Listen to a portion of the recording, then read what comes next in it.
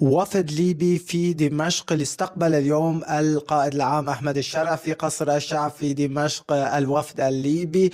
وأهلا بكم في سوريا، أهلنا وأشقائنا الليبيون. طبعا كان في سلسلة لقاءات اليوم من أشقائنا في البحرين العربية. شكرا، أهلا في دولة البحرين، نورتوا سوريا. طبعا في كتير وفود اليوم إلى سوريا، من بيناتها وزير الطاقة التركي اللي في شوية، طبعا رح تكون في شوية اتفاقيات أو يكون في شغلات عاجلة بالنسبة للطاقة أو الطرقات، بالإضافة إلى وفد قطري اللي كان طبعا اجى أول مرة وشاف شو في ناقص في مطار حلب ودمشق الدولي، والآن يعني جابوا العدة اللي راح يركبوها لحتى إن شاء الله ينطلق مرة أخرى مطار دمشق وحلب الدولي، لا ينطلق من أول وجديد. وإن شاء الله يعني في بداية هذه السنة القادمة راح يكون رحلة الأولى من تركيا